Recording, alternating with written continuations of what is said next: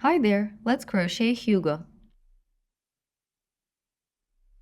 First, grab your set and remove the lid. I'll actually use it to store the items I won't need. Here you've got the care instructions. Along with the yarn, set the smaller yarn skeins aside for the moment. You'll need the hook and the green yarn. In this little bag, you'll also find the stitch markers. You'll need those too. Set the stuffing aside. Now take the yarn and remove the label. Locate the yarn tail. Place the yarn ball inside the tin. This way the yarn will stay clean and unravel smoothly.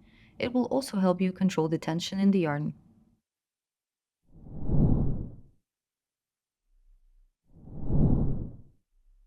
Okay, let's begin with the magic ring. I'll demonstrate a hands-only method, although there are plenty methods using a hook.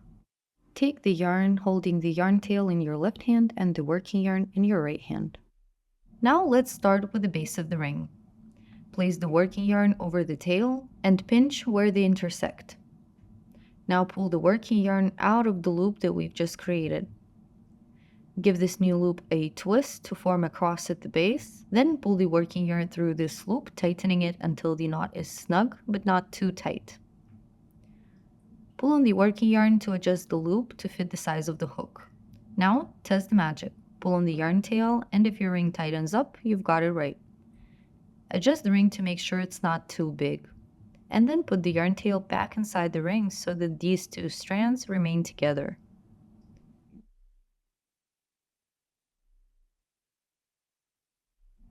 Grab the hook and slide it into the loop. To adjust the loop to fit the size of the hook, simply pull on the working yarn. The loop should be just the size of the tip of the hook so that it is easy to slide the hook through.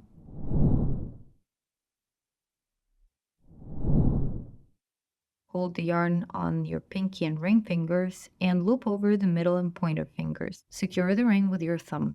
Make sure you've got tension in the working yarn and the magic ring. Now let's make 6 single stitches for row 1. Put the hook through the ring and grab the working yarn from underneath. Pull the hook out of the ring, forming another loop on the hook. That's about the same size as the previous one. Yarn over again, and this time twist the tip of the hook downwards to secure the yarn and pull it through both loops on the hook. Now you've made your first single stitch. We've got 5 more to do. Let's do another one. Put the hook into the ring and grab the working yarn from underneath. Pull the hook out of the ring to form a new loop on the hook. Grab the working yarn from underneath or yarn over and pull the working yarn through both loops on the hook. Check the size of the loop on the hook and follow along with 4 more single stitches.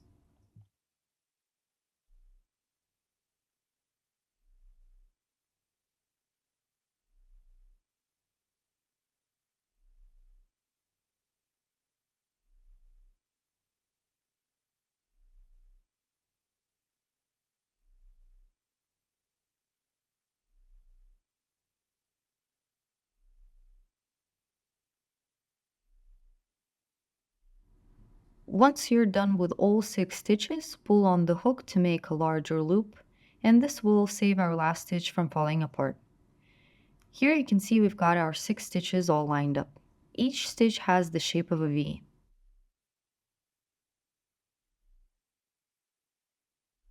Now let's tighten the magic ring. Get the yarn tail out and pinch the last stitch in the ring. Pull on the yarn tail so that the ring tightens. Make sure not to over-tighten the ring so it is easier to crochet row 2. Leave a small hole in the middle of the ring. To count the stitches, gently pinch each stitch to make it easier to see. This is stitch number 1, 2, 3, 4, 5, and 6. The largest loop you've pulled out with the hook is not considered a stitch. Now let's find the second stitch again. This is the first one and the second one. Grab a stitch marker and slide it under the V of the second stitch. This is going to help us in the next round.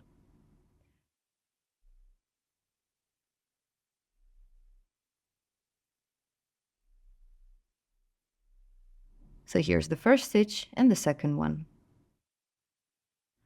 Grab another stitch marker and put it into the next V, so into the third stitch.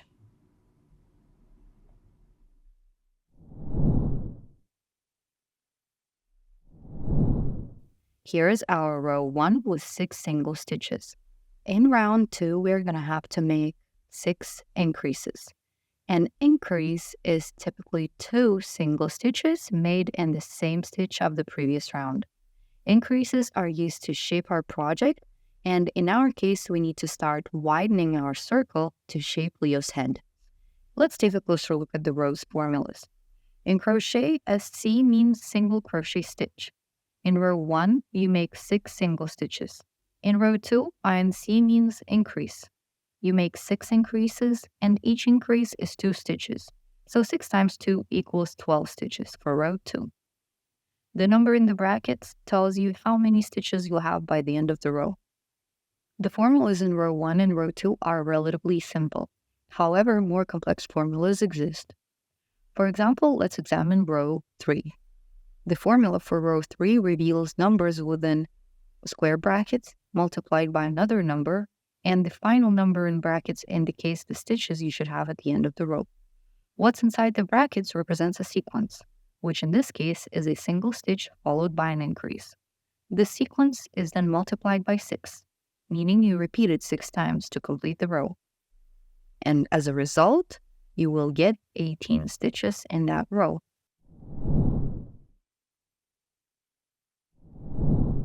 Now let's start the second row. Put your hook in the loop and tighten it, and get your yarn in working position. Check the size of the loop on the hook. In row 2, we need to make 6 increases. Put your hook under the first stitch, the one that's not marked, and make sure you have 3 loops on the hook. Yarn over and pull the working yarn through that stitch. Form another loop on the hook and make sure it's the same size as the previous one. Then yarn over and finish off the stitch. Now we need to mark the beginning of the second row with the stitch marker, and we are going to continue marking the beginning of every round. Now let's finish off our increase. So to do that, we need to put another stitch into the same hole where we put the first one. Insert your hook under the same first V, not the one that's marked, but the same first one. Ensure you have 3 loops on the hook and yarn over. Pull the hook out, form another loop, and yarn over again to finish off the stitch. So these first 2 stitches made into the first stitch of the previous round are an increase. We're going to do the same with the second stitch and every other stitch in the round. Remove the stitch marker from the second stitch and put 2 single stitches into this stitch.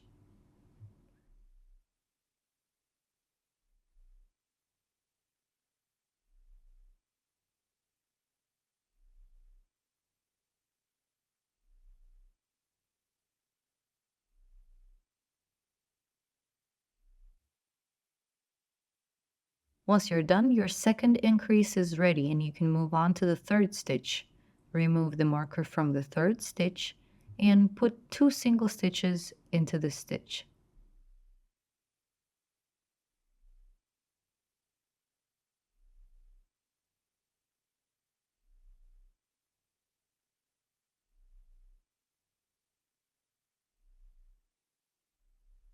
By this time, we've made 3 increases and have 3 more to do.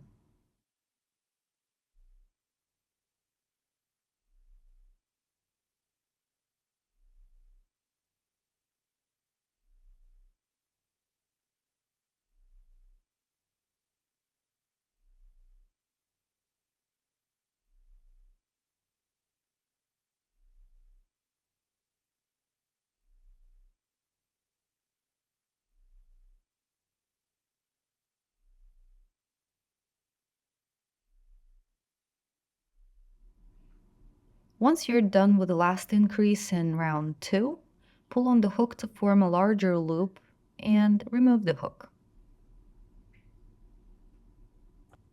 Always make sure to count the stitches before moving on to the next round.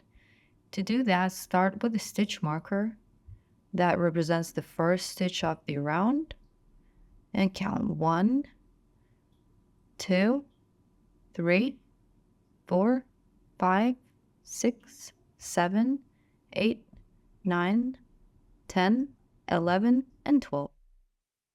At this point, you want to tighten the magic ring. To do that, turn your work around and find the yarn tail. Pinch your project and pull on the yarn tail to make sure that the hole in the center tightens. Now let's move on to row 3.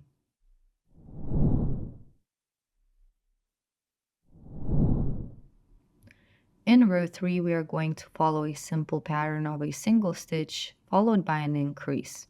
So we're going to make a single stitch into the first stitch of the previous round, remove the stitch marker and insert the hook right under the same stitch where the stitch marker was, and complete the first single stitch.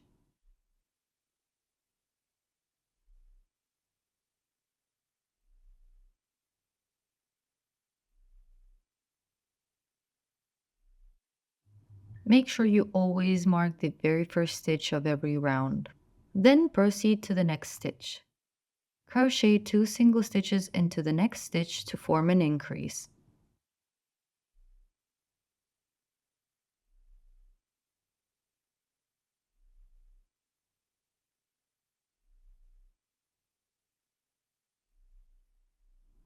Now repeat the pattern of a single stitch followed by an increase 5 more times.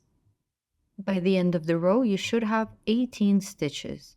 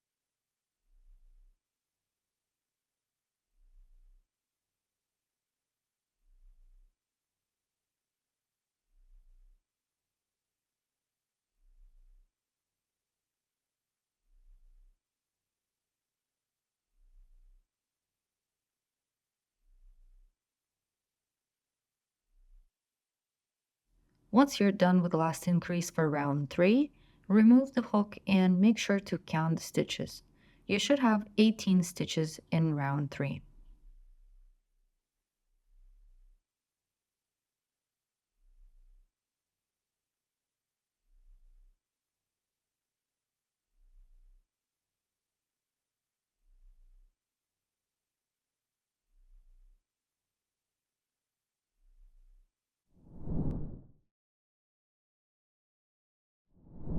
You can identify the right side of your crochet project by the presence of only vertical bars. The wrong side will feature both vertical and horizontal bars, forming a distinct texture.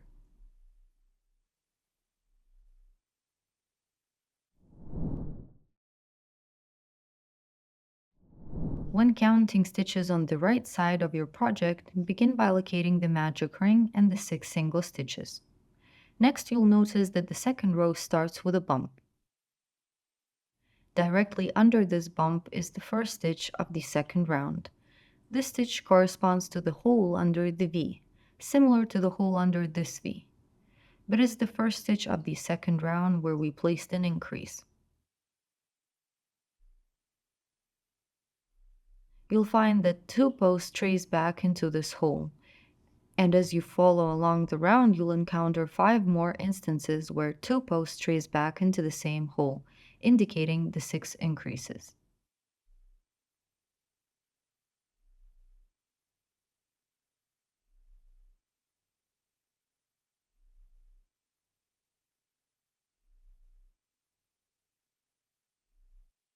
The first stitch of the third round is a single stitch, so there's just one post tracing back into that hole. In the second stitch, you'll find 2 posts tracing back into the hole. Then again, a single stitch and an increase. A single stitch and an increase.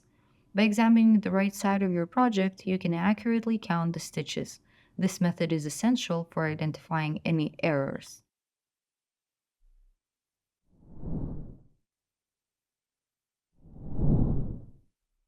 In row 4, we are going to follow a pattern of 2 single stitches followed by an increase.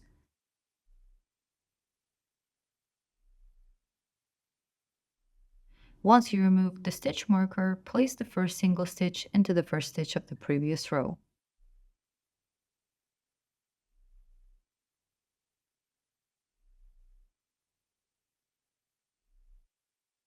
Place the stitch marker in the first stitch to mark off the beginning of the round, and continue by creating another single stitch in the next stitch of the previous row.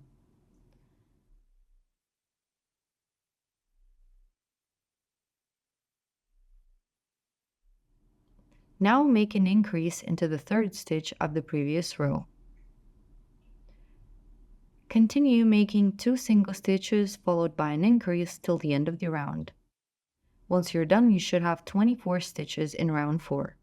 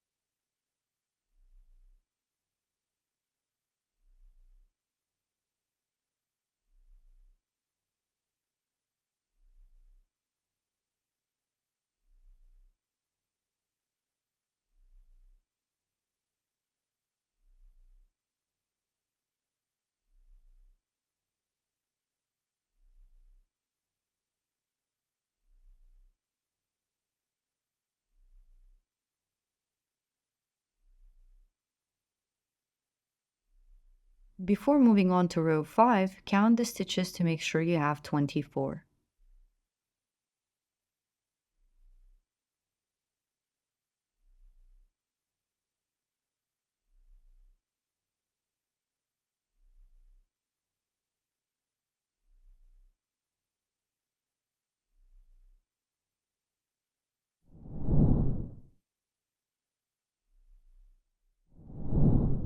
If you discover that you have too few or too many stitches in a row, first identify the mistake by counting the posts.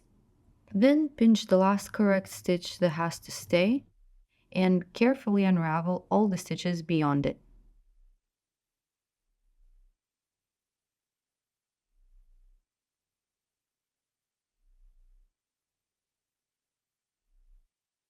Next, reinsert the hook into the small loop just above the stitch you've saved and proceed to complete the round correctly.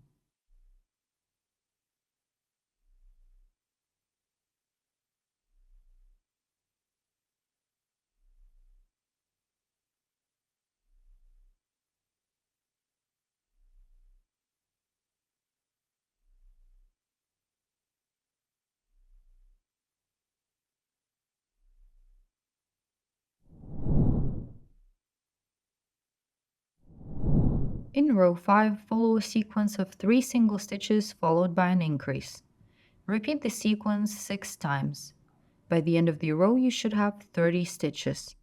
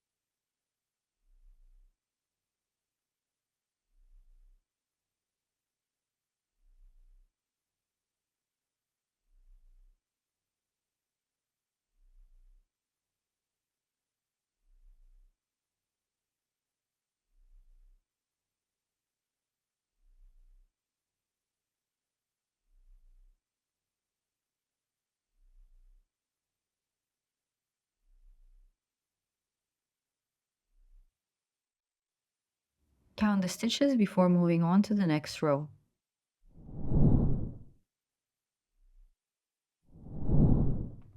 In row 6, crochet 30 single stitches.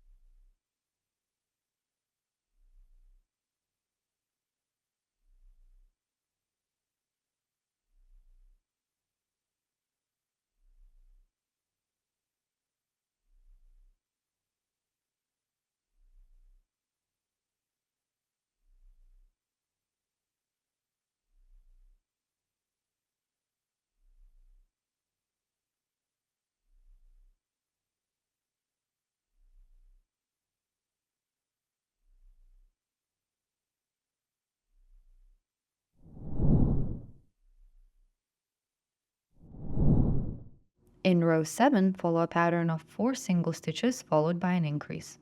Repeat the pattern 6 times. By the end of the round, you should have 36 stitches.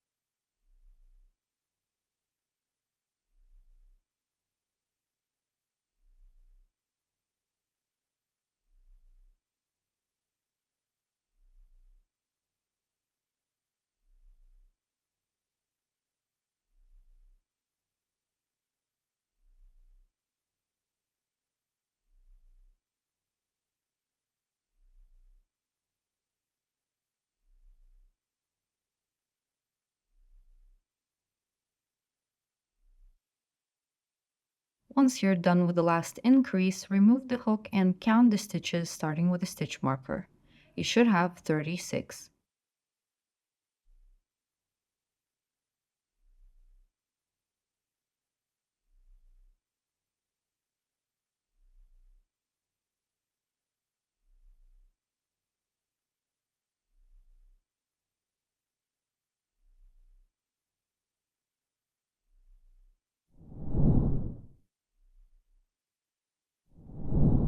In rows 8 and 9, crochet 36 single stitches each.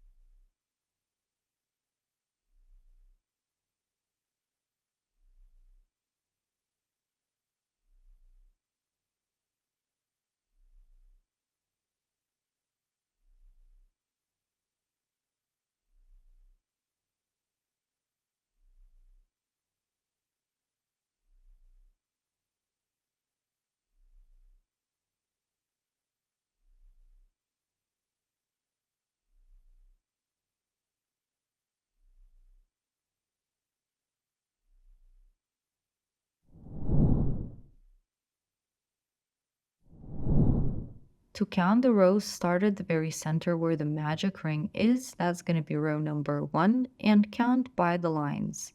1, 2, 3, 4, 5, 6, 7, and 8. If you count on the side where the bump is, the result should stay the same.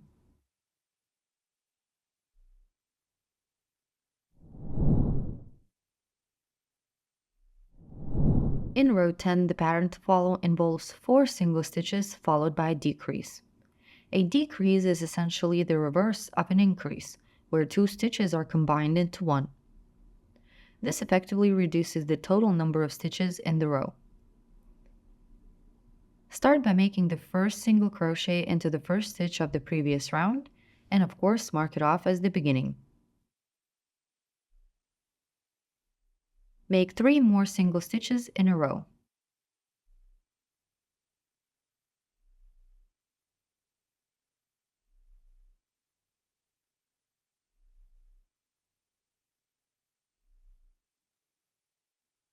Now begin to decrease.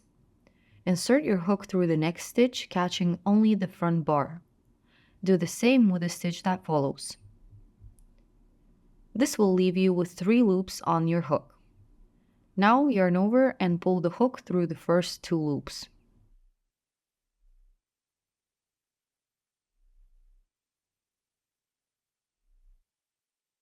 Finally, yarn over again and pull the hook through the last 2 loops to complete the decrease. Then find the next full stitch and start making the next 4 single stitches. Repeat the pattern of 4 single stitches followed by a decrease 5 more times. At the end of the row, you should have 30 stitches.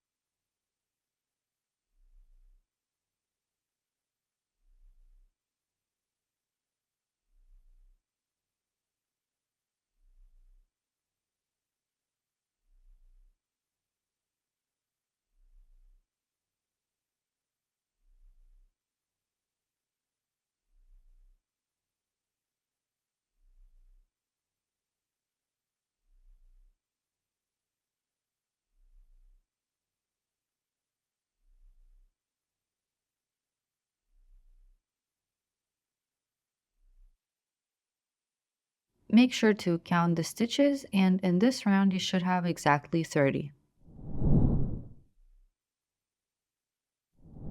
In row 11, crochet 30 single stitches.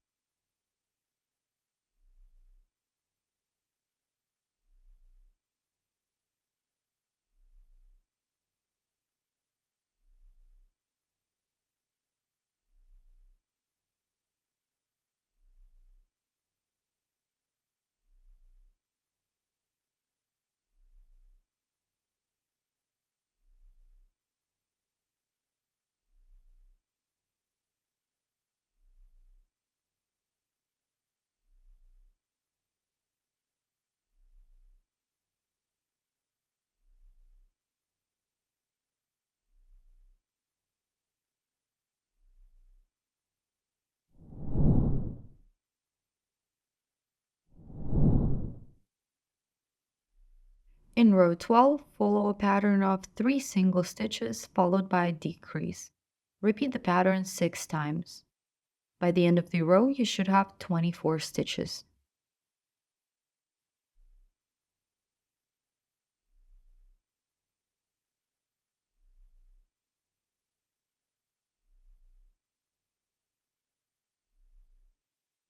Use only the front loops of the stitches to perform the decrease.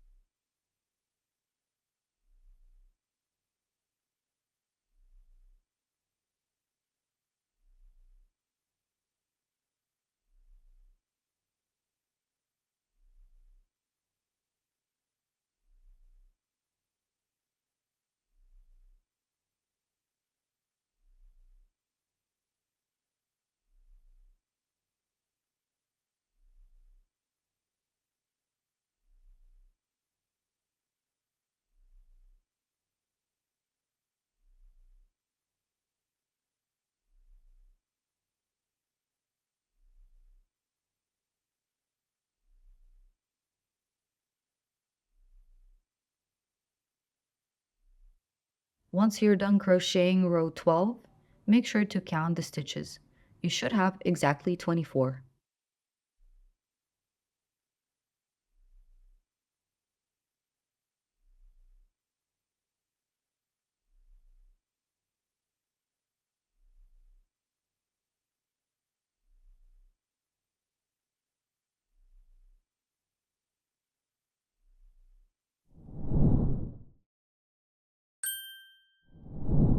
Before we move on to row 13, we're going to put in the eyes. The eyes come with the silver pad that makes them shine, as well as the backing that you use to lock the eye in place. Once you put on that backing, it's going to be hard to take it off.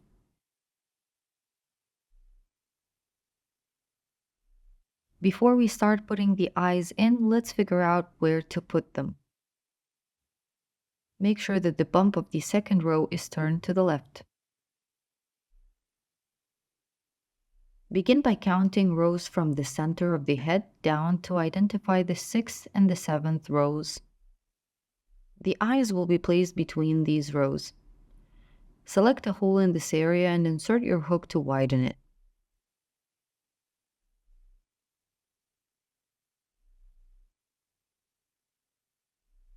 Then grab a stitch marker and put it as a placeholder for the first eye. Double check to make sure that you've got the stitch marker exactly between rows 6 and 7. To position the second eye, count 5 holes from the first eye to the right. Then insert your hook into the 6th hole, which is the spot for the second eye. Widen the hole a little bit with your hook and put a stitch marker as a placeholder to mark the position of the second eye.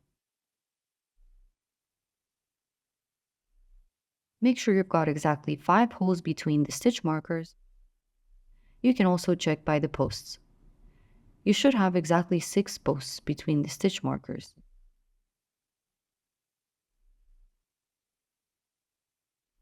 Now let's replace the first stitch marker with an actual eye. Use the stitch marker to widen the hole a little bit so that the eye goes through. Keep your thumb next to the hole that you've chosen not to lose it, and insert the first eye.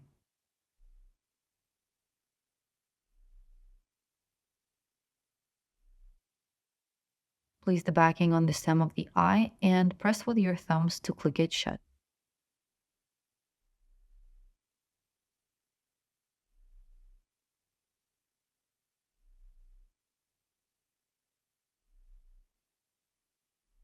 Now replace the second stitch marker with the second eye.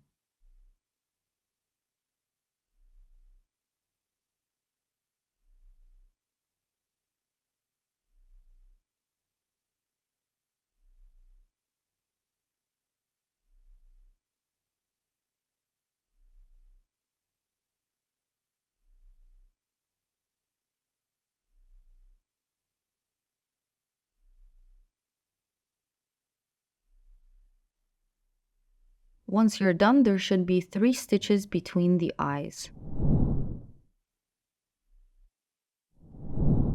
In row 13, make 12 decreases. This should leave you with 12 stitches in the round.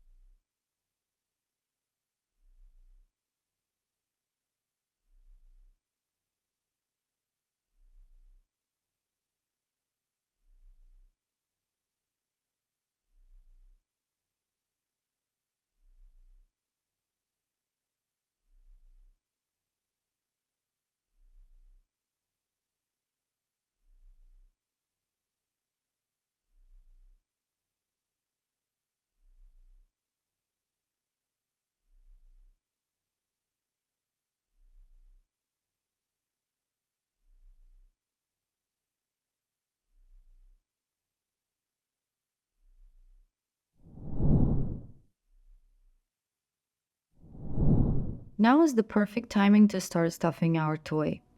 Get some of the stuffing and make sure it's nice and even, spread it out with your fingers where necessary.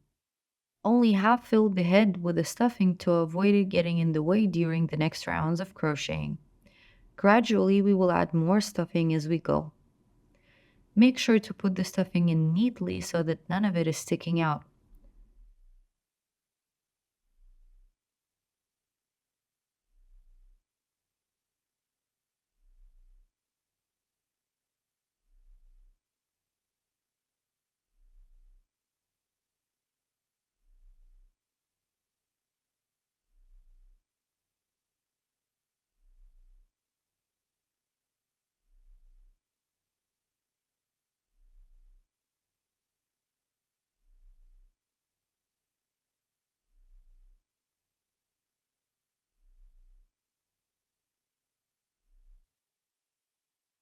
Now squish the head and check if it's still too soft. You can add a little more stuffing to it. Just be careful not to overfill. Once you're done stuffing the head, move on to the next row.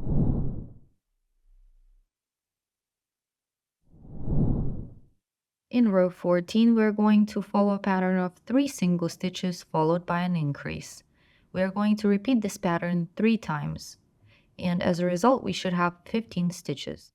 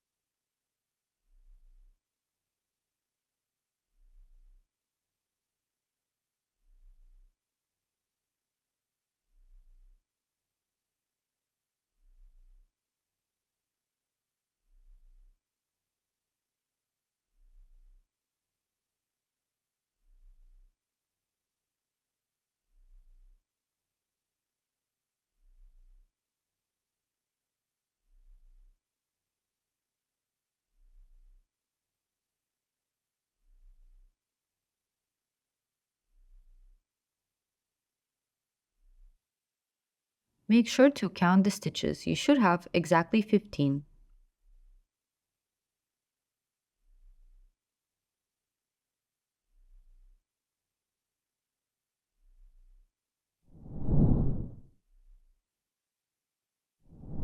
In row 15, follow a sequence of 4 single stitches followed by an increase.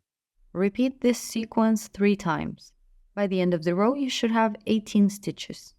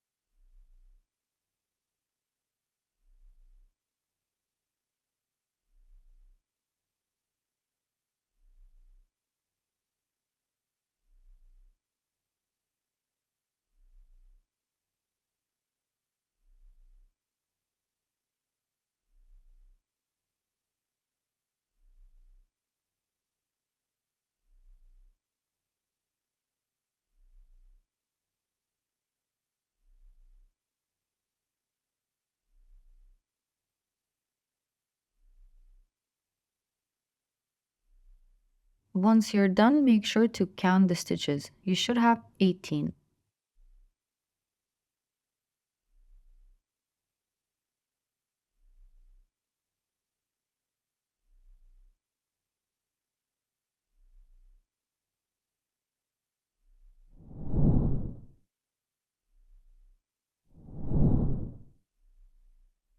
In row 16, crochet 18 single stitches.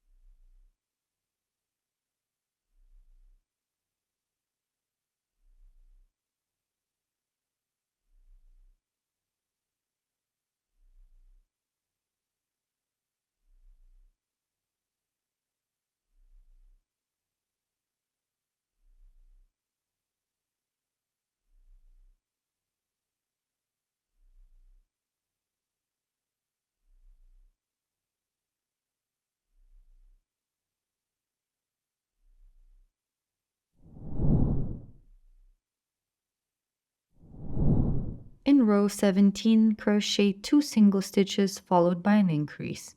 Repeat this pattern 6 times. By the end of the round, you should have 24 stitches.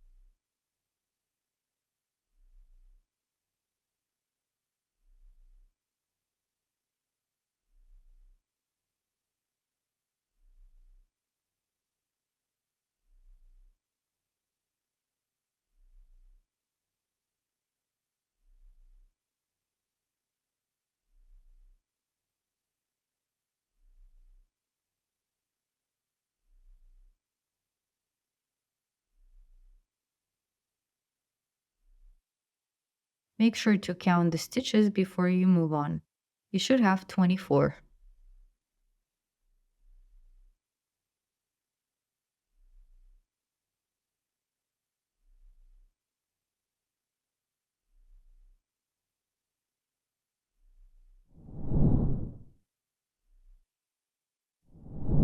In row 18, crochet 24 single stitches.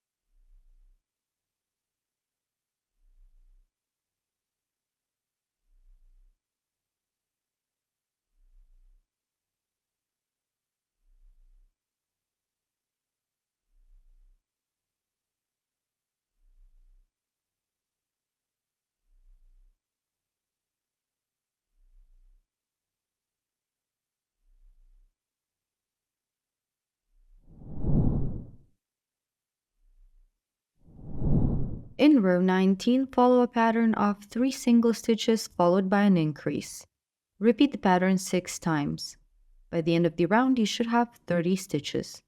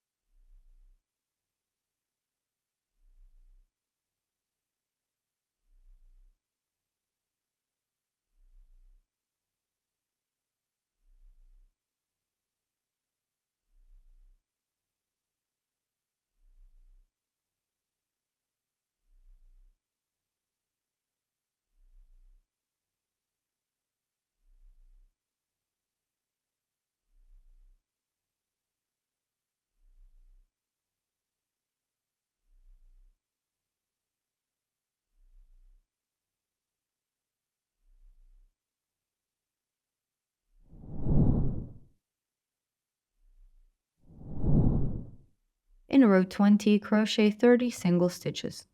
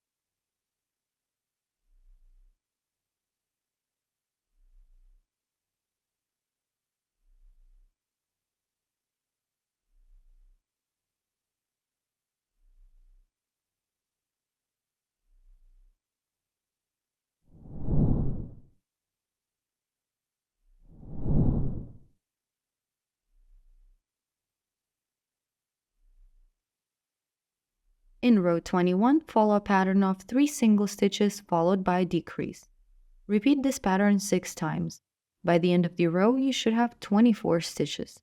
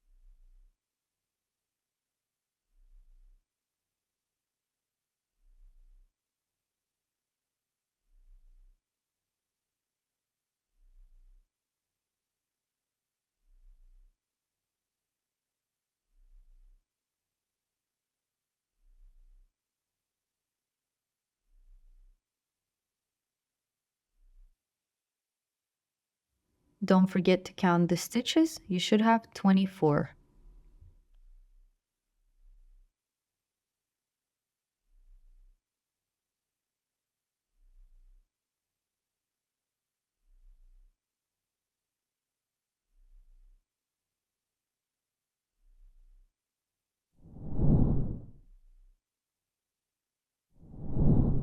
In row 22, follow a pattern of 2 single stitches followed by a decrease. Repeat this pattern 6 times. By the end of the round, you should have 18 stitches.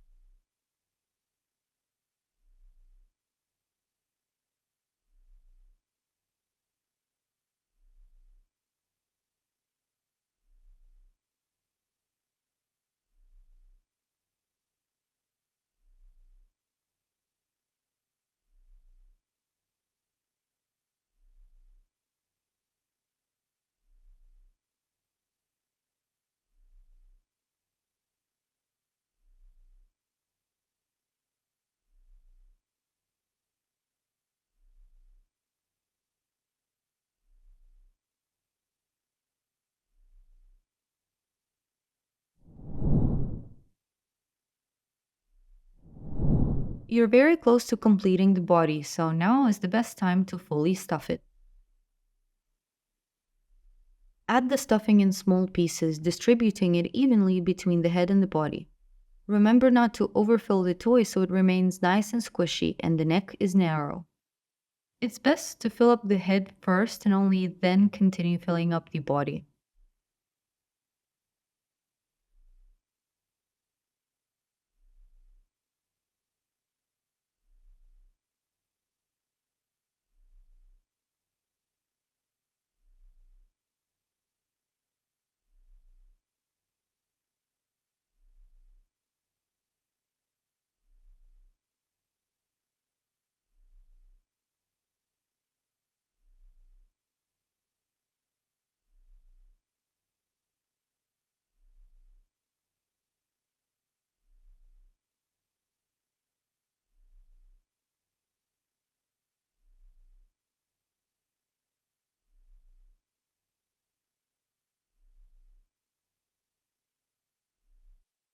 Once you're done filling up the body, make sure that none of the stuffing is sticking out and move on to the next row.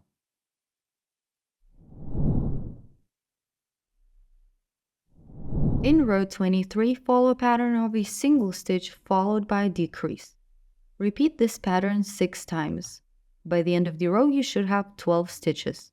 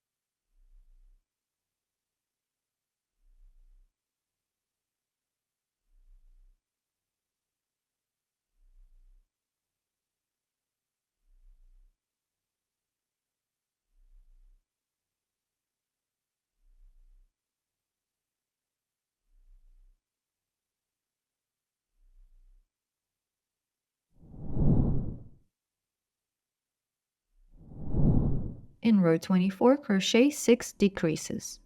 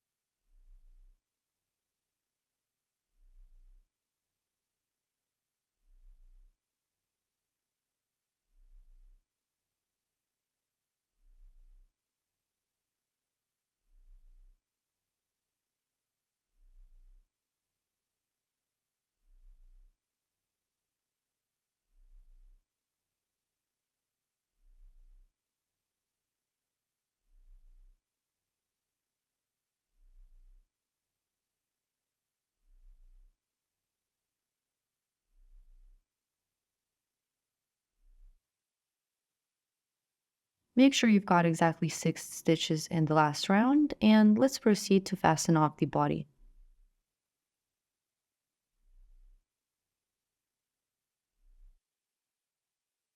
Cut off the working yarn, leaving a 6 to 8 inch tail.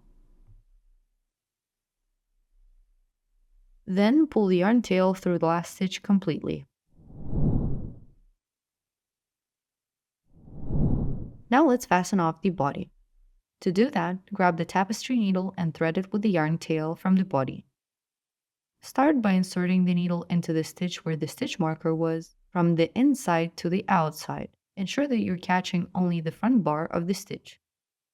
Then pass the needle through every second stitch in the same manner.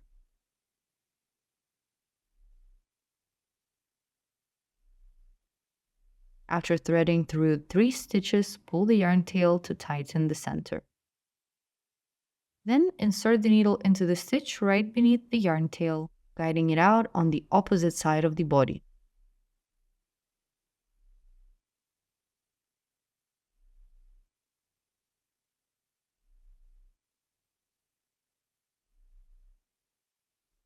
To hide the yarn tail, insert the needle into a stitch either directly below or above where it came out of. Avoid the creation of horizontal bars on the toy's body. Pass the needle through the entire body of your piece, exiting at any stitch you choose.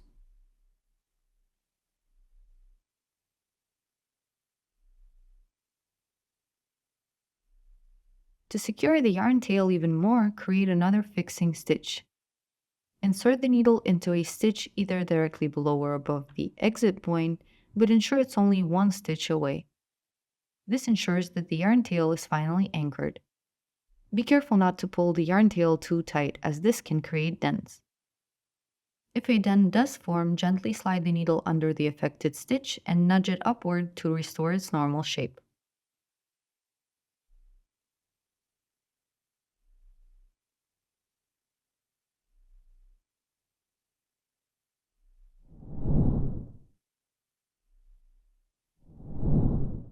Start making the leg with a magic ring.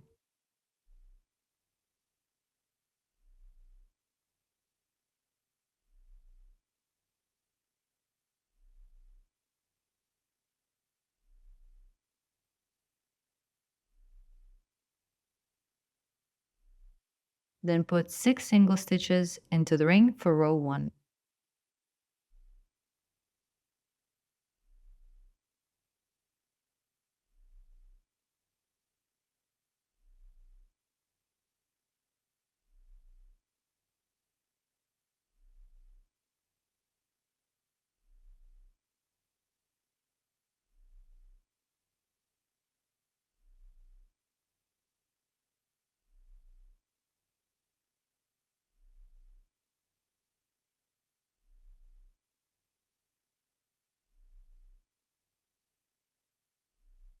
Once you're done with row 1, tighten the magic ring.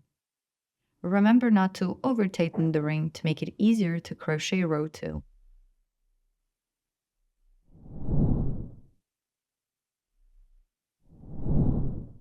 In row 2, follow a pattern of a single stitch followed by an increase, and repeat this pattern 3 times.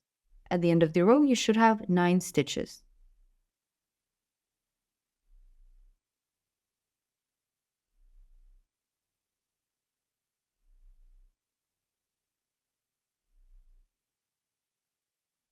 Keep marking the beginning of each round with a stitch marker.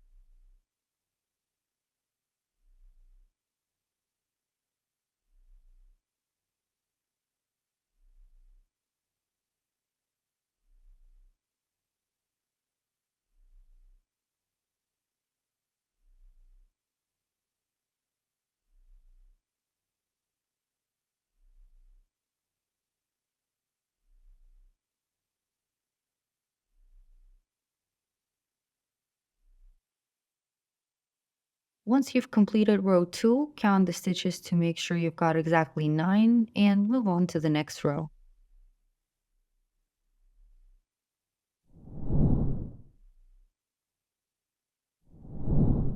In rows 3 through 6, crochet 9 single stitches each.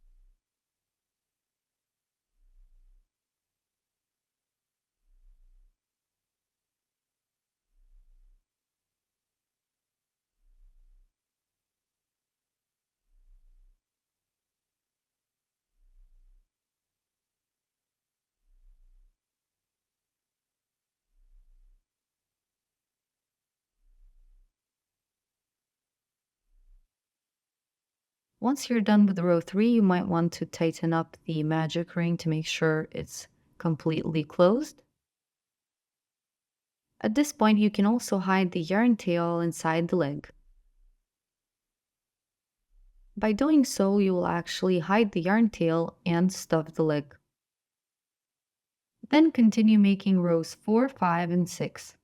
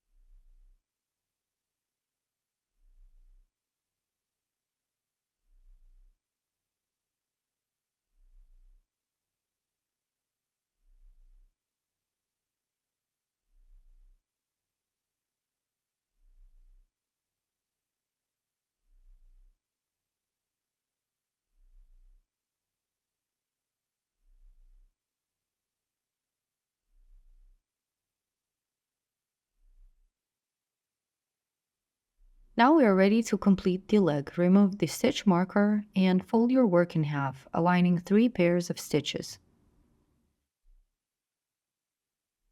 Insert your hook through the first pair of stitches. Make sure you have 5 loops on the hook.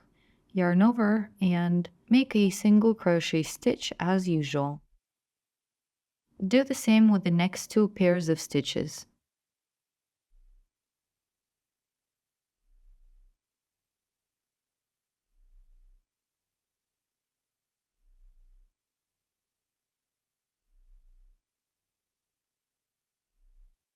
Once you're done, remove the hook and cut off the working yarn, leaving an 8-inch yarn tail. Pull the working yarn through the last stitch and the leg is done. Repeat these steps to make the second leg.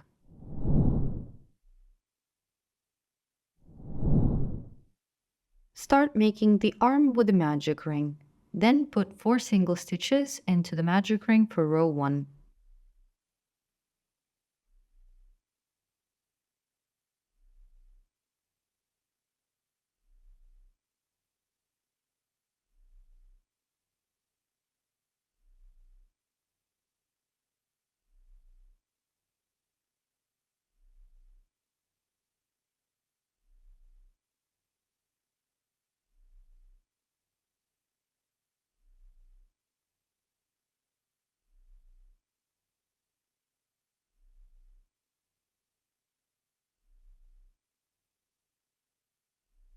Once you've put 4 single stitches into the ring, make sure to tighten the ring, but not all the way. This ensures that we can still see the first stitch of the round when we continue with round 2.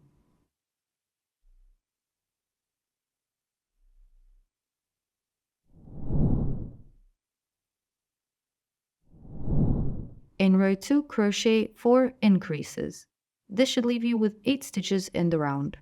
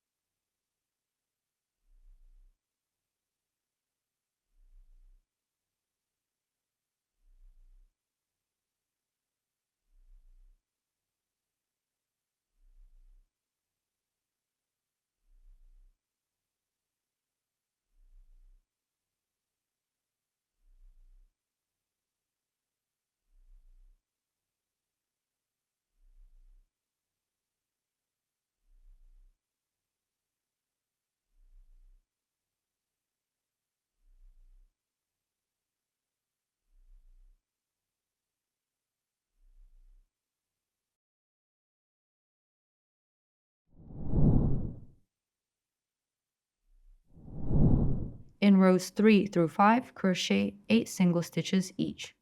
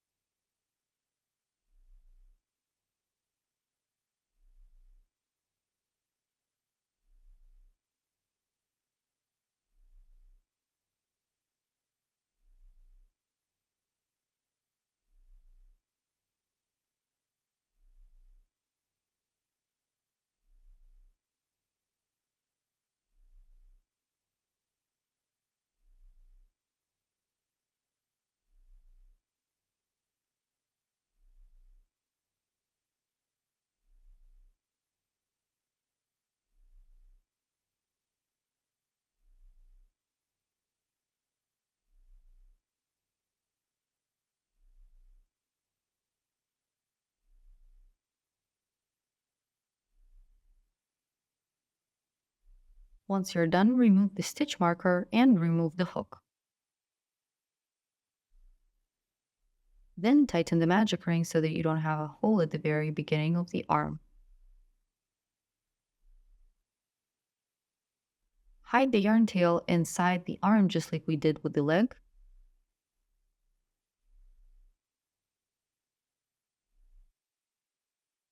Finish off the arm in the same way as you finished off the leg. Fold your work in half and match up 3 pairs of stitches.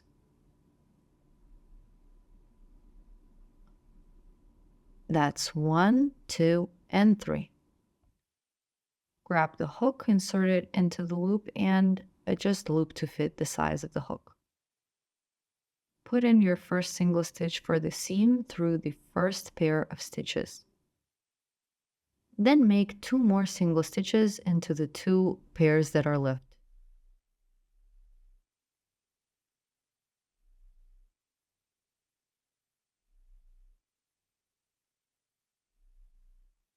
Once you're done, remove the hook and cut off the working yarn, leaving an 8-inch tail.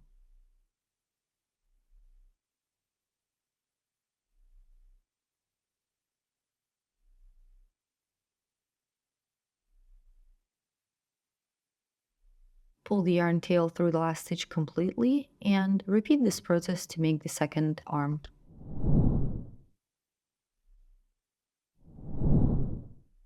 Now let's crochet the outer part of the shell.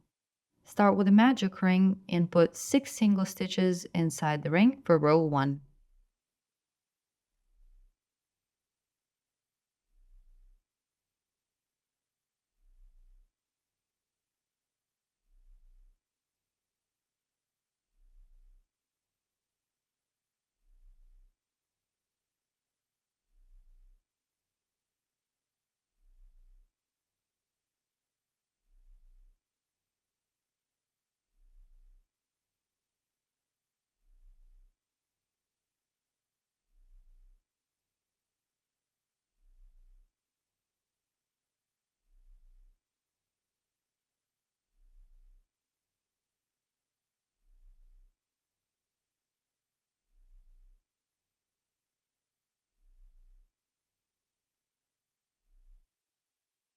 Once you're done, tighten the magic ring.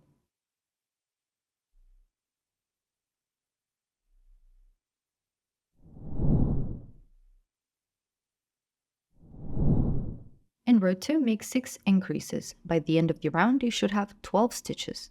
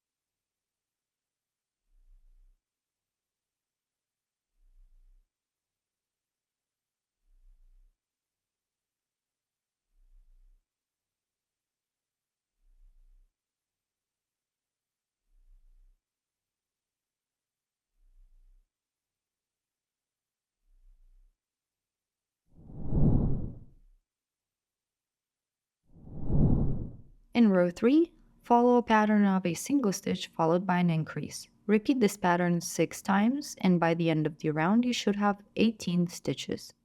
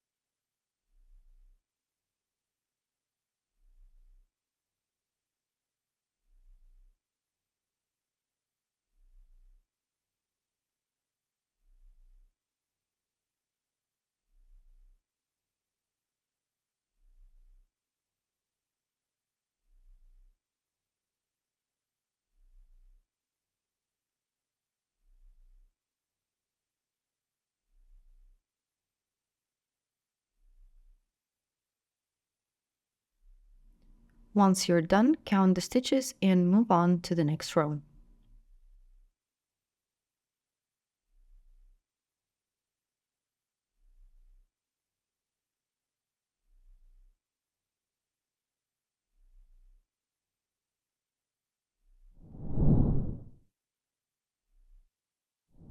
For row 4, follow a pattern of 2 single stitches followed by an increase. Repeat this pattern 6 times. By the end of the row, you should have 24 stitches.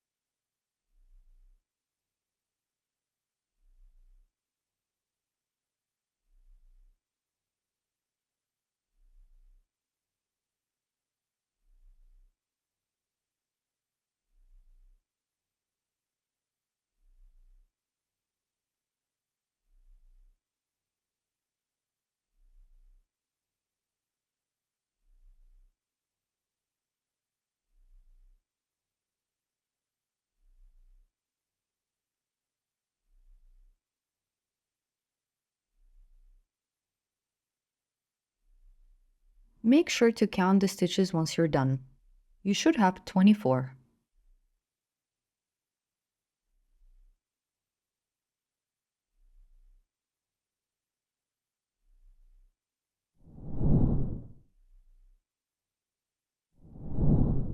In row 5, make 24 single stitches.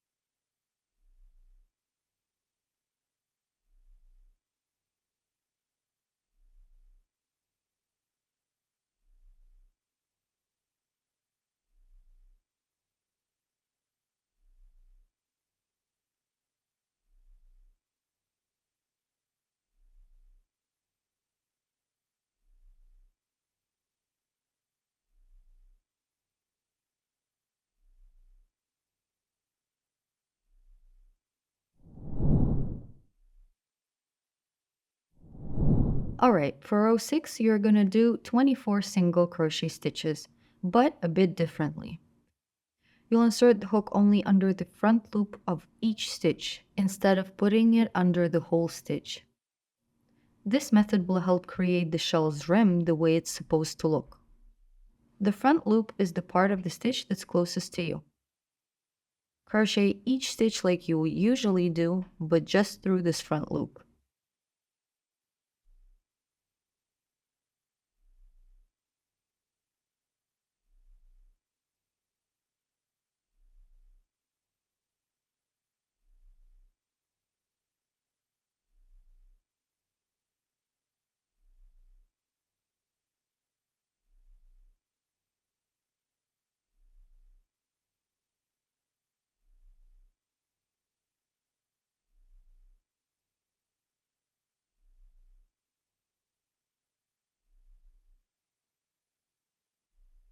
As you crochet through the front loops only, you'll see the unused back loops remain inside or on the back side of your work, creating an edge or a rim. When you finish the row and unravel the last row with your fingers, this edge will stand out at a 90-degree angle.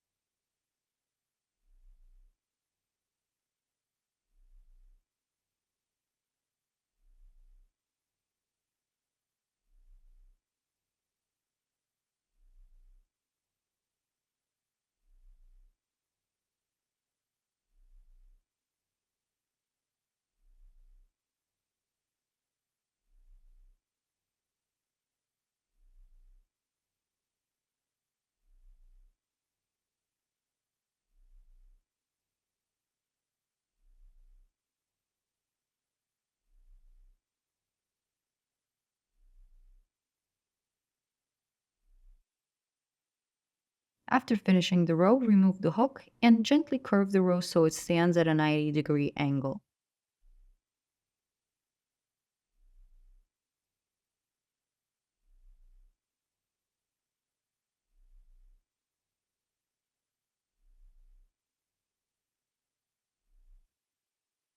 Remove the stitch marker and cut off the working yarn, leaving an 8-inch tail.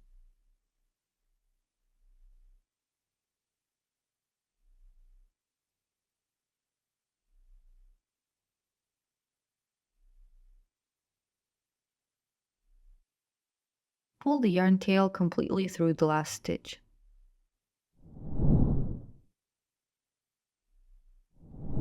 Now let's perform the invisible fasten off. Thread the yarn tail through the needle, skip the next stitch, and put the needle through the one after it and out on the other side. In this case, it doesn't matter if you do it from left to right or right to left. Next, insert the needle back into the last stitch made before cutting the yarn. Slide it between the two bars of that stitch. Guide the needle out on the wrong side of the project, and for extra security, you can also pass the needle through the horizontal bar of the stitch. This technique mimics the stitch pattern and creates an invisible fasten off.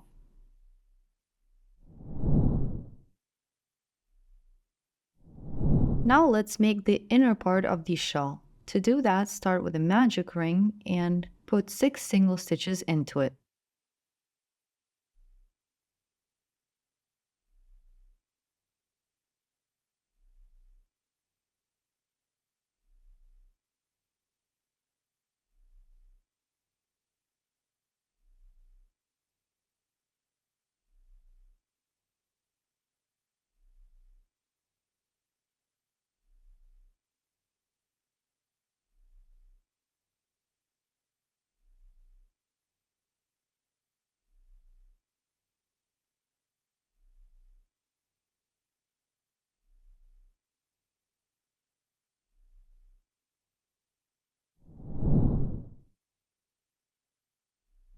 For row 2, make 6 increases.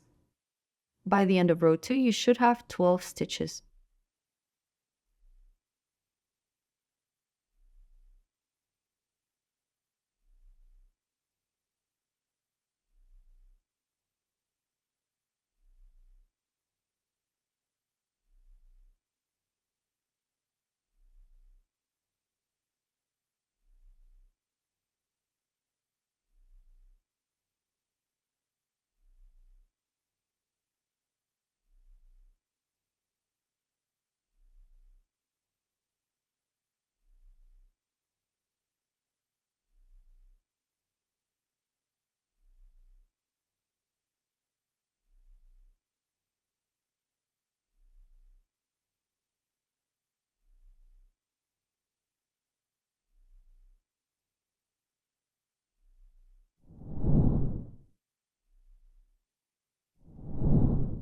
In row 3, follow a pattern of a single stitch followed by an increase. Repeat the pattern 6 times, and by the end of the row you should have 18 stitches.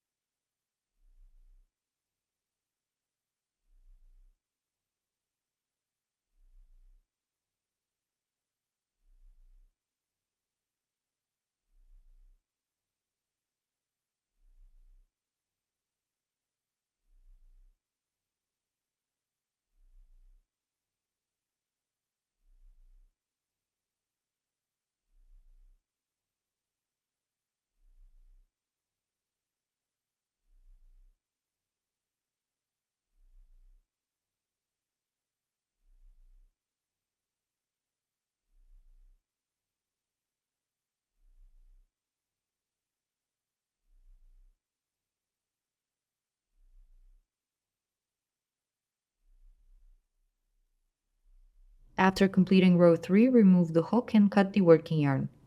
Make sure to leave a yarn tail that's at least 3 times longer than the circumference of the round piece you've worked on.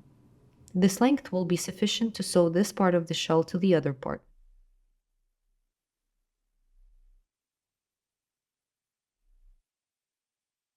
Pull the yarn tail completely through the last stitch and perform an invisible fasten off. Remove the stitch marker and thread the yarn tail through the needle.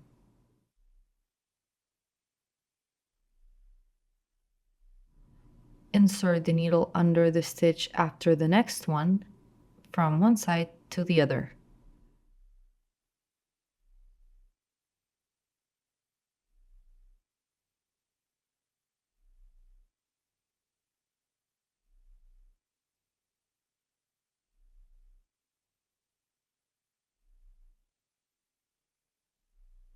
Then guide the needle through the last stitch of the around and through the horizontal bar behind it.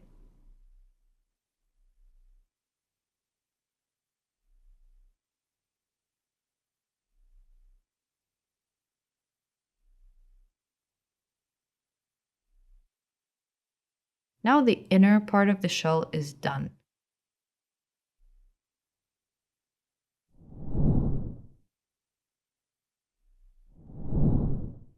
To create the belly, follow the same steps and process you used for the inner part of the shell. There's just one difference. For the belly, you'll need a longer yarn tail compared to the inner part of the shell. This extra length is necessary to connect the shell to the belly and create backpack-type straps.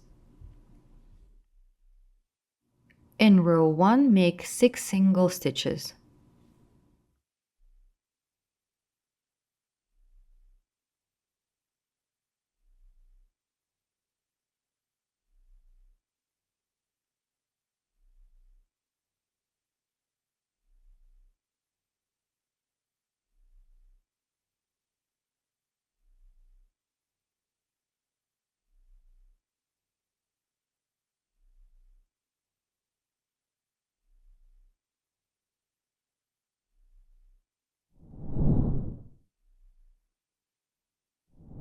For row 2, perform 6 increases.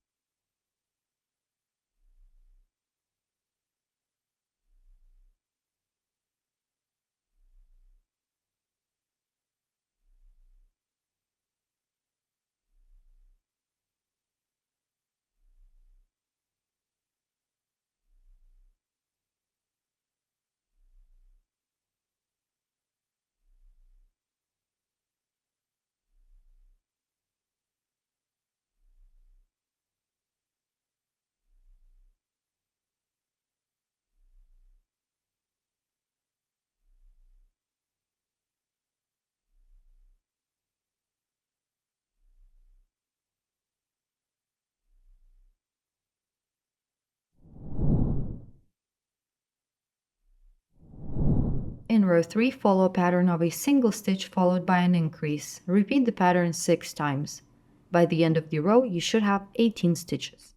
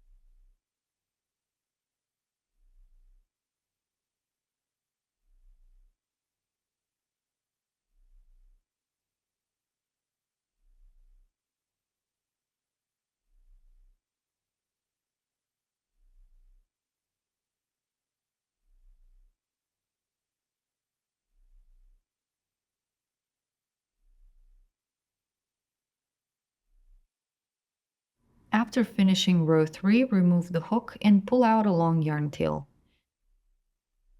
Because your yarn is folded in half, you'll have 2 strands to work with. Wrap these around the round piece, ensuring the length is about 3 times the circumference of the round. When you cut off the working yarn and pull it out of the last stitch completely, you will have a yarn tail that is as long as 6 circumferences of the ring. This length is sufficient to create the backpack type straps that will connect the belly to the shell.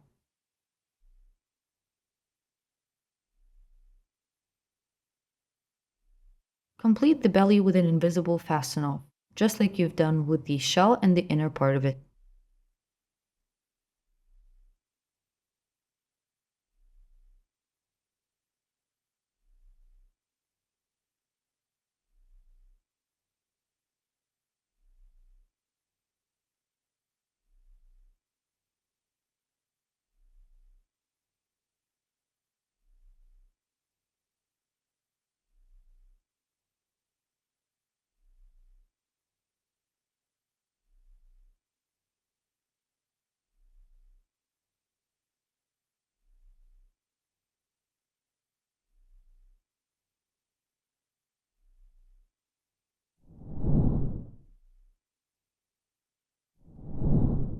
Now let's assemble the shell. Grab the outer part of the shell and place all the yarn tails aside it. Then grab the smaller part of the shell, locate the yarn tail from the magic ring, and put this yarn tail inside the larger part of the shell too. Cover up all the yarn tails with the smaller part of the shell, and make sure that the right side of the smaller part is facing you. To sew both parts together, we will use the front loops of the rim of the inner part and the back loops left in the last row of the outer part. The outer part has 24 stitches and the inner part has 18. To align them, sew into every stitch of the inner part and skip every third or fourth stitch on the outer part. Begin by bringing the needle out on the right side of the inner part.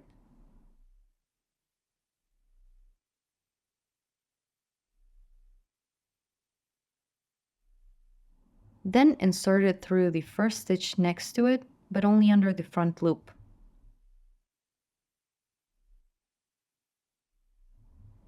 After that, bring the needle out and align the stitch with any stitch on the outer part of the shell. Insert the needle under the back loop there.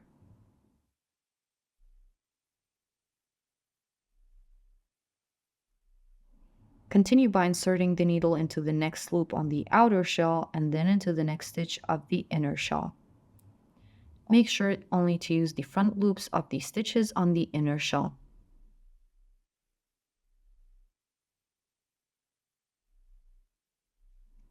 Now you're going to skip a stitch on the outer shell. To do this, first grab the front loop of the inner part. Then, instead of sewing into the next loop of the outer part, you will skip over it.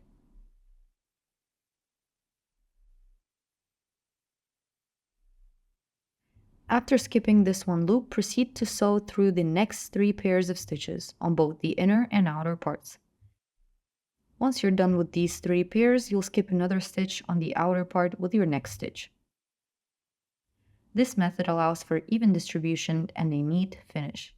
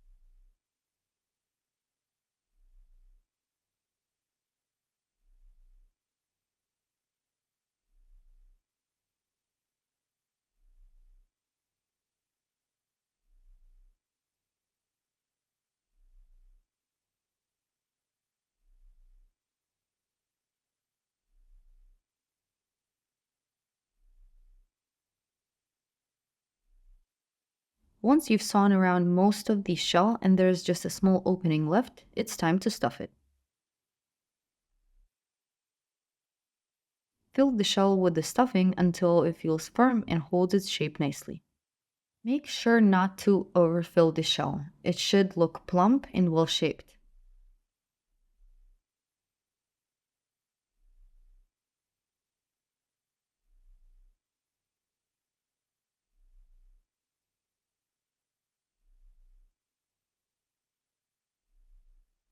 Finally, sew both parts of the shell closed.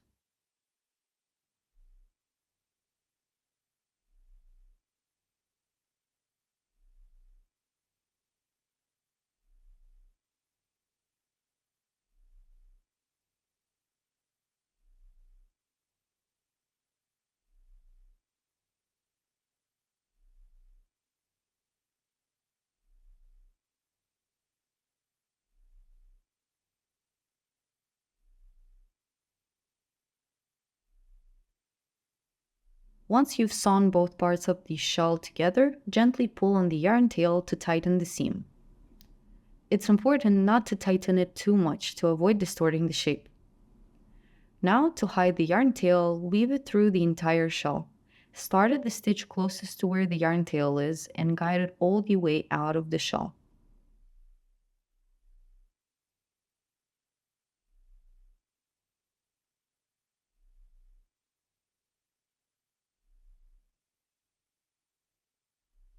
To do this, insert the needle through a stitch either in the row above or below, and only one stitch away from your current position.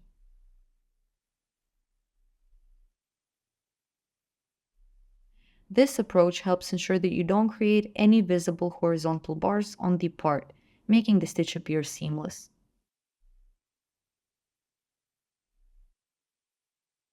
Once the fixing stitch is done, cut off the working yarn right at its base. Then, gently push the cut end inside the shell.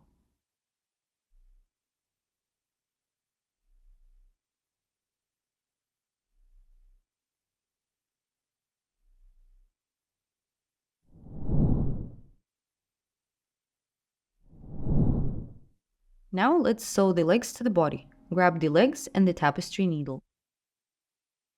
First, take the first leg and fit it between the 18th and 22nd row on the body. The seam of the leg should be somewhere around the middle on the side of the toy, or maybe even a little further to the back. Once you're happy with how the leg fits, secure it with a stitch marker.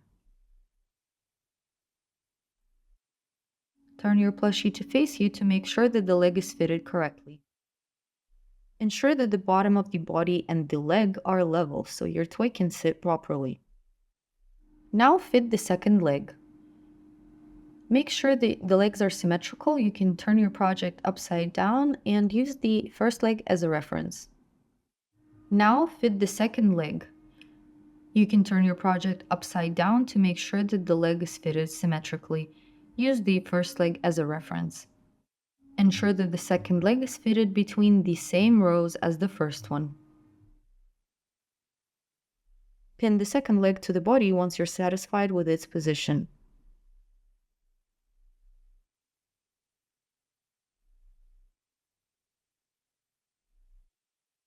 Thread the yarn tail from the first leg through the needle. Count 2 rows from the center of the body to the leg and insert the needle into the stitch that's directly beneath the yarn tail. Then guide it out of the body at the stitch beneath the last seam stitch of the leg.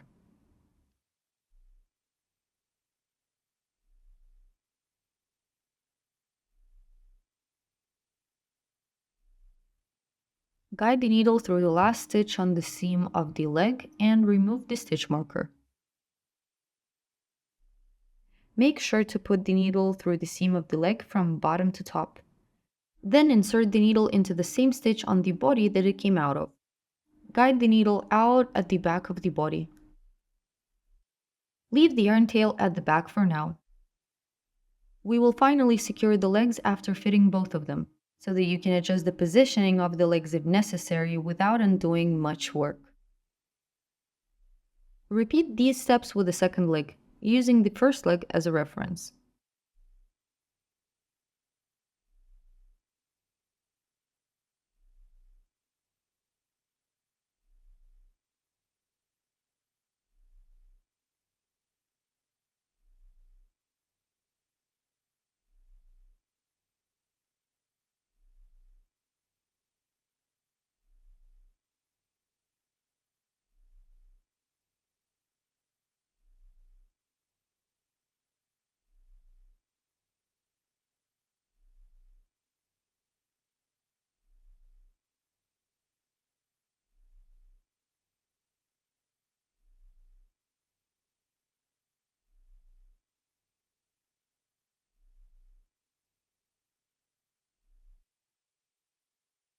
Once you're done fitting the second leg, make sure they are symmetrical. After that, let's finish sewing the legs. Thread any yarn tail from the back through the needle, then insert the needle into any stitch in the row above or below, guiding it through the body into the middle stitch of the leg seam.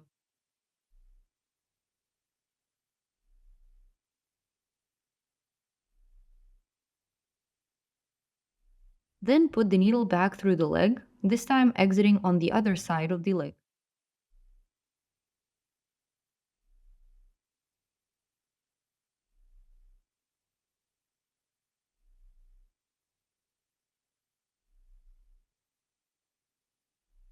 To prevent the leg from flapping, insert the needle into a stitch in the row above on the leg and guide it out of the adjacent stitch.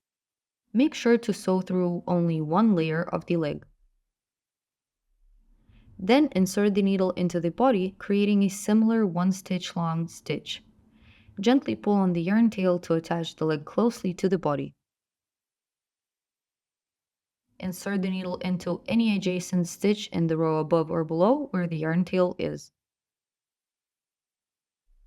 Guide the needle out at any stitch on the body.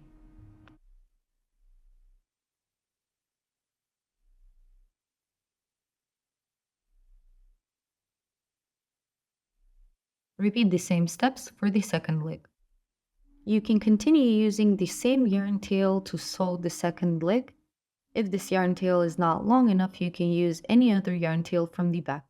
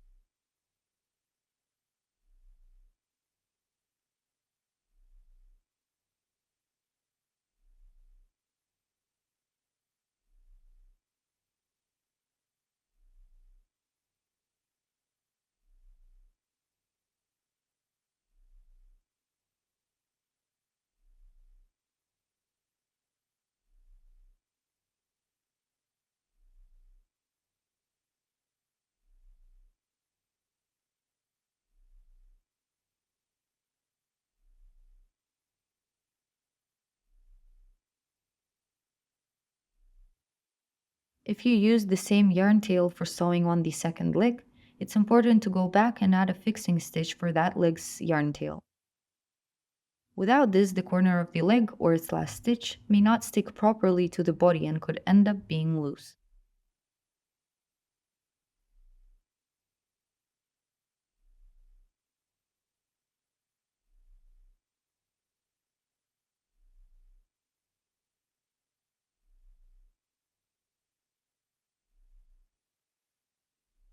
Leave all of the yarn tails at the back for now.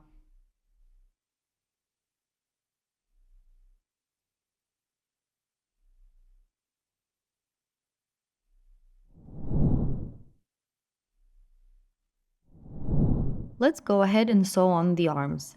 Take the arms and thread one of the arm's yarn tails. Position the first arm to your satisfaction, and then place the second arm symmetrically. The arm is intended to go between rows 14 and 17 at a slight angle.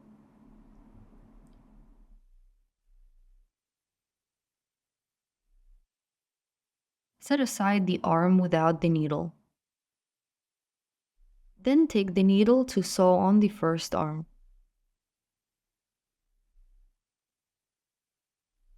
Locate the stitch directly beneath the first stitch and find the stitch directly beneath the last stitch of the row.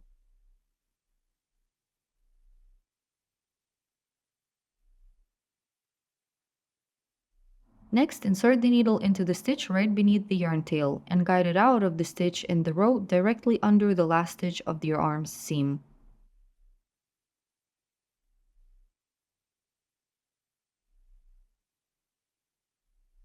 Then put the needle through the last stitch of the arm seam from bottom to top.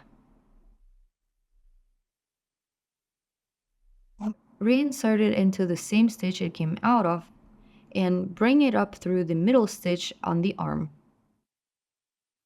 This part can be a bit tricky, so alternatively guide the needle out at the back to create a fixing stitch. Then bring it over into the middle stitch of the arm.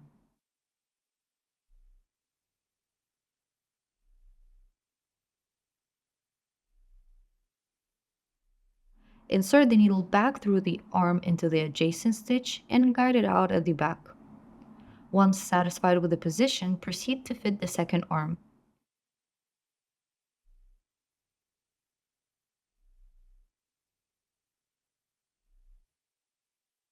Repeat the sewing process for the second arm using the first one as a reference. Check how it aligns with the body and the leg, aiming for symmetry with the first arm.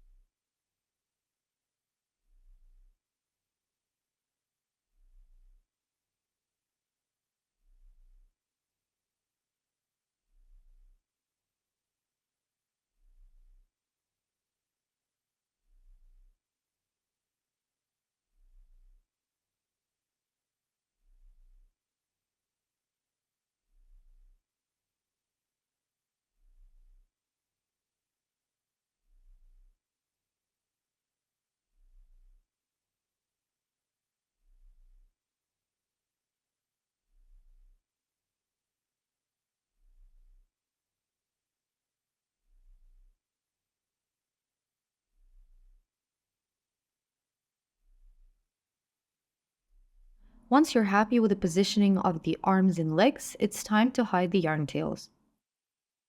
The goal is to have pairs of yarn tails exit from identical stitches at the back.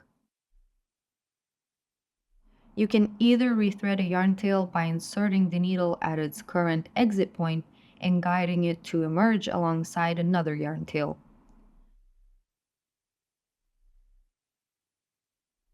Or create a fixing stitch and direct it to exit at the same point as another yarn tail.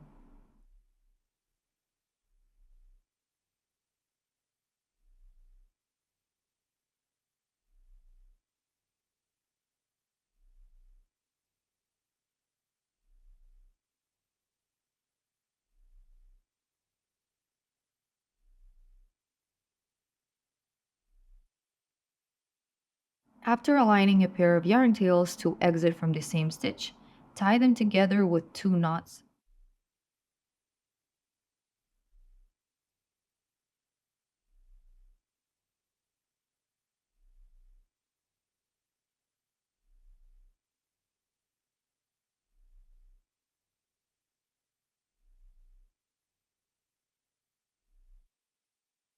Trim the excess and tuck the knot inside the body for a neat finish.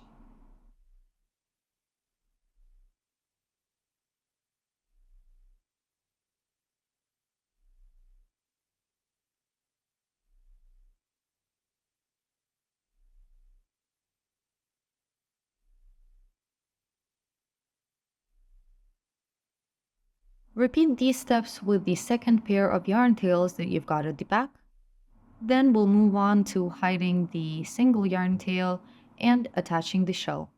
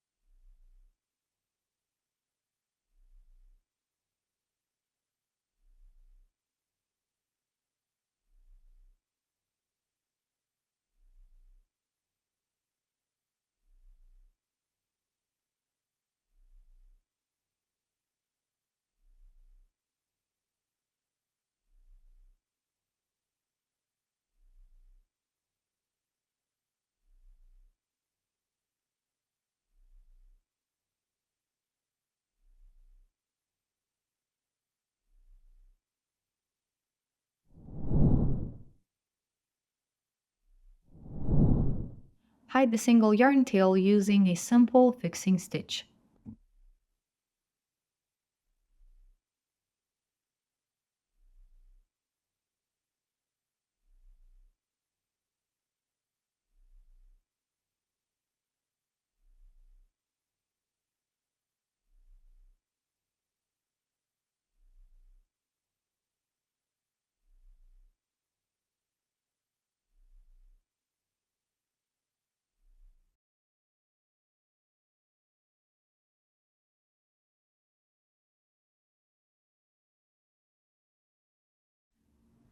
Let's attach the belly and the shell to our plushie. Find the belly's center point on the toy. Grab the yarn tail from the magic ring and thread it through the needle.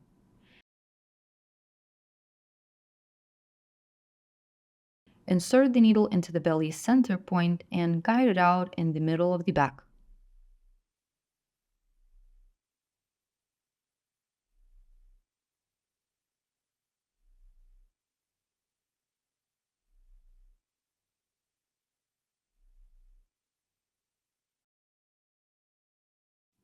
Check that the belly is positioned correctly.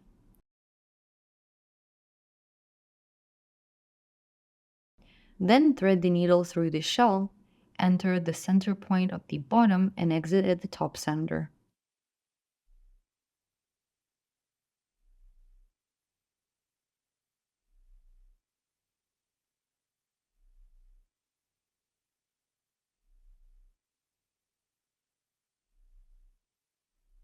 Once both pieces are attached, check their positioning.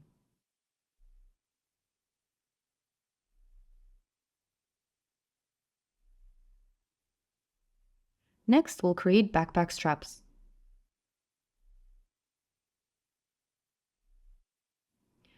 Thread the belly's yarn tail through the needle and start by stitching under 2 loops on the shell seam.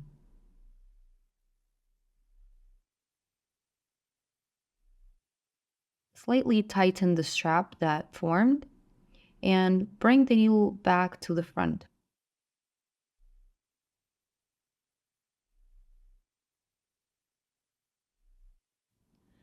Reinsert the needle into the belly at the point where the yarn tail emerged, ensuring that the strap is tight. Then insert the needle into the next stitch on the belly's rim from top to bottom, then into the following stitch from bottom to top. You'll need to go down 3 or 4 stitches before adding the second backpack strap.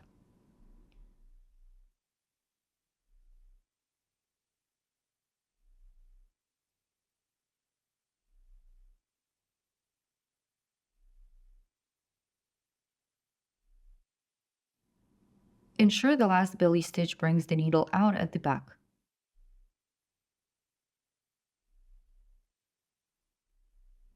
Then guide the needle to the shell for the second strap.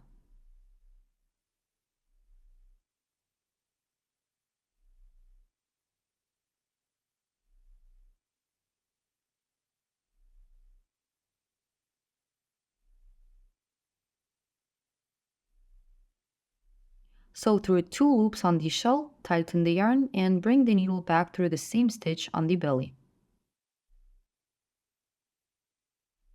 Create the third strap after skipping 2 or 3 stitches at the bottom of the belly.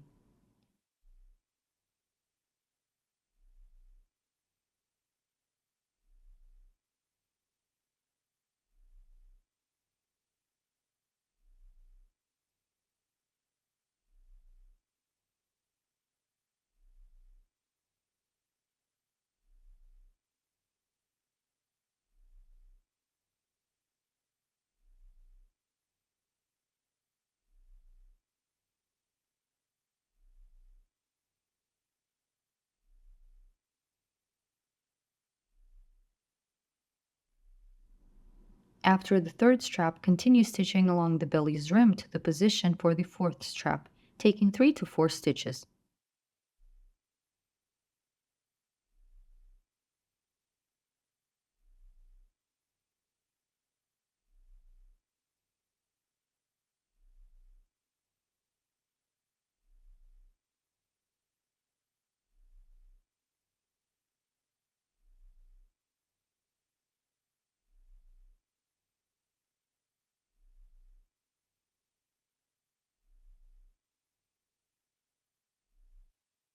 Ensure the needle exits at the belly's bottom for the fourth strap.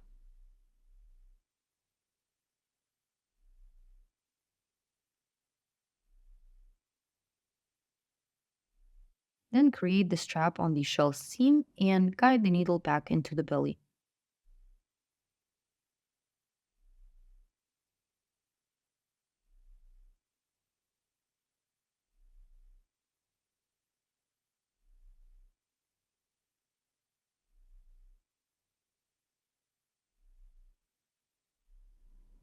To hide the yarn tail, fix the last strap with an additional stitch into the belly's rim.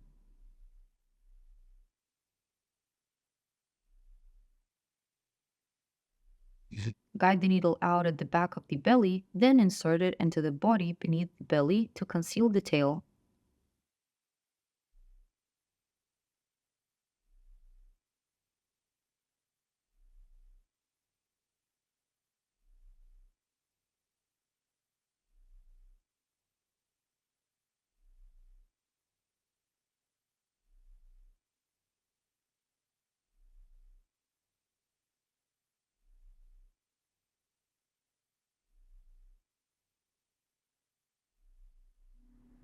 Use a hook to pull out the yarn tail that we used to fix the belly and the shell in place. Start by pulling the yarn tail out of the shell,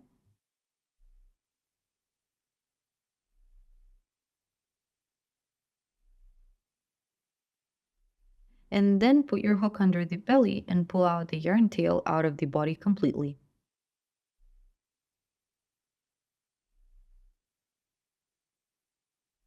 Thread the yarn tail in the needle and conceal it by inserting the needle somewhere under the belly.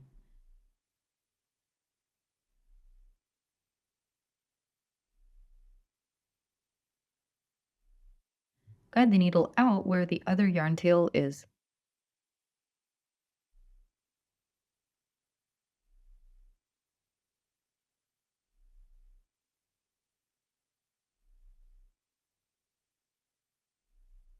Make any necessary adjustments, and once you're done, move on to hiding the yarn tails.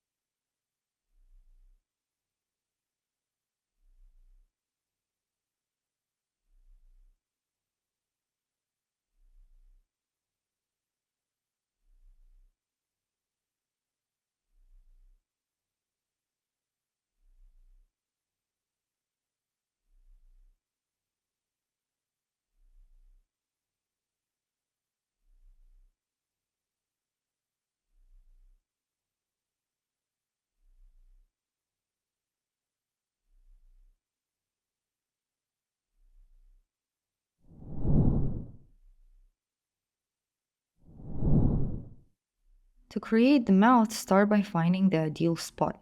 Insert the needle from the beginning to the end of where you want the mouth to be.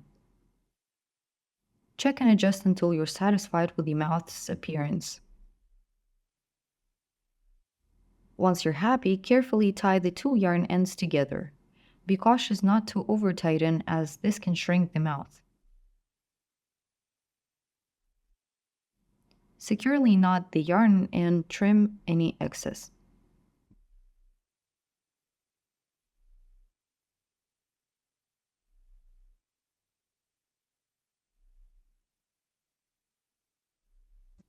Gently tug the knot inside the head for a neat finish.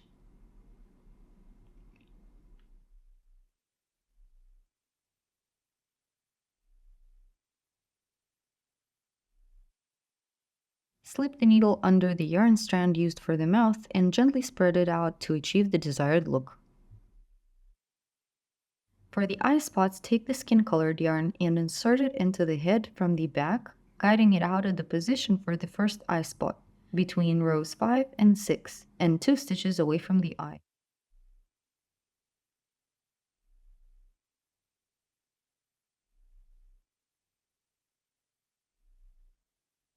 Create a horizontal stitch for the first part of the eye spot, then guide the needle out directly beneath it.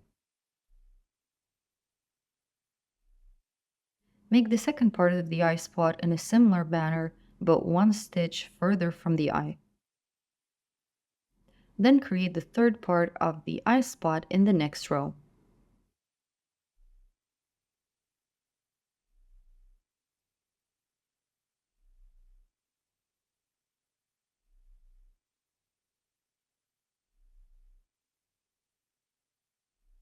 After finishing the eye spots on one side, bring the needle out on the opposite side at the start point for the next eye spot. Ensure that the first eye spots are evenly spaced and not too tight.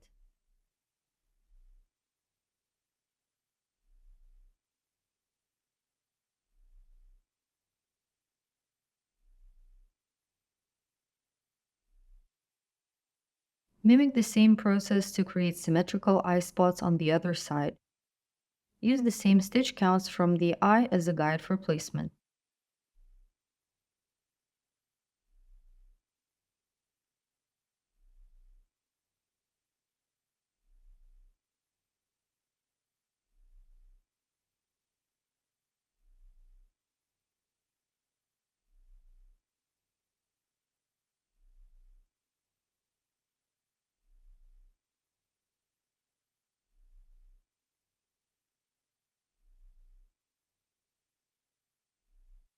If you make a mistake, simply reposition the yarn tail from one stitch to another.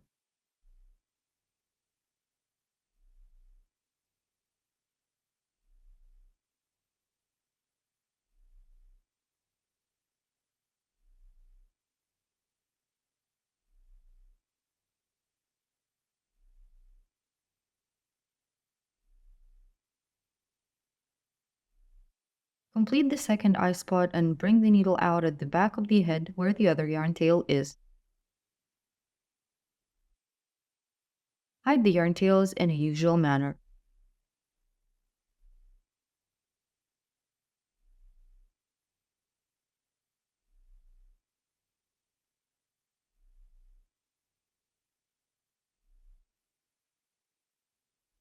And finally, your plushie is complete. I hope you enjoyed the project. Please don't forget to take a picture of your toy and share it with us. Thank you, and bye for now.